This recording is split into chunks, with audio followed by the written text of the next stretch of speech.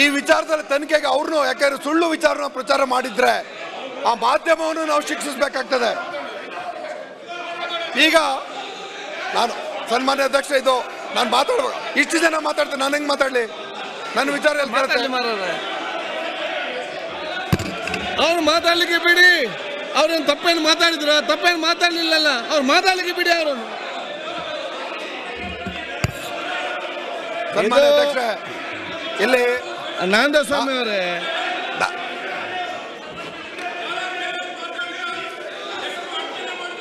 ಈಗ ಬೇರೇನಿಲ್ಲ, ಅವರೆಲ್ಲರೂ ಮಾತಾಡೋ ಆಗ ಅಡಚಣೆ ತಾವು ಮಾತಾಡ್ತಿದ್ರಿ, ಇವ್ರೊಂದು ಚಾನ್ಸ್ ಸಿಕ್ಕಿದೆ ಈಗ, ಅದಕ್ಕೆ ಮಾತಾಡ್ತಾರೆ ಅಷ್ಟೇ.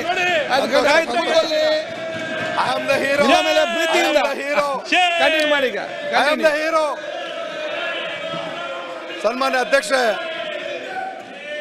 ನಿನ್ನೆ ರಾಜ್ಯಸಭಾ ಚುನಾವಣೆ ನೋಡಿ, ಒಳ್ಳೆ ಶಬ್ದ ಮಾತಾಡ್ತಾರೆ. ನೇರ ಪ್ರಸಾರವು ಹಲವಾರು ಚಾನೆಲ್ಗಳಲ್ಲಿತ್ತು.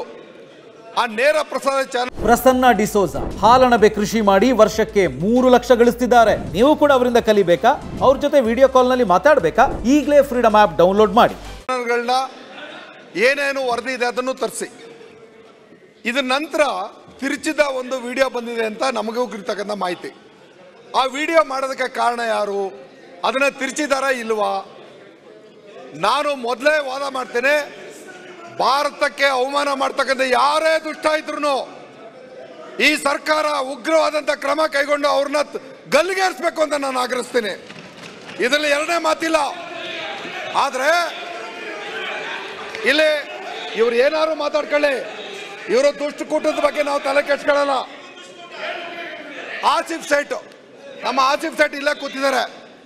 ಅವರು ಚುನಾವಣೆ ಗೆದ್ದಾಗ ಬೆಳಗಾಂನಲ್ಲಿ ಇರೋಣ ಸುರೇಶಣ್ಣ ಬೆಳಗಾಂನಲ್ಲಿ ಇವರು ಚುನಾವಣೆ ಗೆದ್ದಾಗ ಆಸಿಫ್ ಸೇಠ್ ಜಿಂದಾಬಾದ್ ಅಂತಂದ್ರೆ ಅದನ್ನು ತಿರ್ಚಿ ಪೊಲೀಸ್ ಕಂಪ್ಲೇಂಟ್ ಕೊಡ್ತಾರೆ. ಇವ್ರ ಅಪ್ಪ ಫಿರೋಜ್ ಶೇಟ್ ಅವರು ಇವ್ರ ಅಣ್ಣ 2018ರಲ್ಲಿ ಗೆಲ್ಲೋದು 2 ದಿನ ಮೊದಲು ಫಿರೋಜ್ ಶೇಟ್ ಶಾಬ್ ಜಿಂದಾಬಾದ್ ಅಂದ್ರೆ ಪಾಕಿಸ್ತಾನ ಜಿಂದಾಬಾದ್ ಅಂತ ಕಂಪ್ಲೇಂಟ್ ಕೊಟ್ರು. ಇವ್ರದೇ ಸರ್ಕಾರ ಆಯ್ತು, ತನಿಖೆ ಆಯ್ತು. ಏನಂತ ಕೋರ್ಟ್ ಅದು ಇವತ್ತು ತೀರ್ಪು ಕೊಟ್ಟಿದೆ? ಕಂಪ್ಲೇಂಟ್ ಕೊಟ್ಟಿದ್ದವ್ರು ಯಾರು ಸ್ವಾಮಿ? ನಾಚಿಕೆ ಆಗ್ಬೇಕು ತಾನೆ ಕಂಪ್ಲೇಂಟ್ ಕೊಟ್ಟವ್ರಿಗೆ? ಇವತ್ತು ನಾವು ಕೇಳ್ಬೇಕಲ್ಲ ಇದನ್ನ. ಈ ಕಂಪ್ಲೇಂಟ್ ಕೊಟ್ಟು ನಮ್ಮ ಶಾಸಕರಿಗೆ ಅವಮಾನ ಮಾಡಿದ್ರಲ್ಲ, ಯಾರು ಮಾಡಿದ್ರು?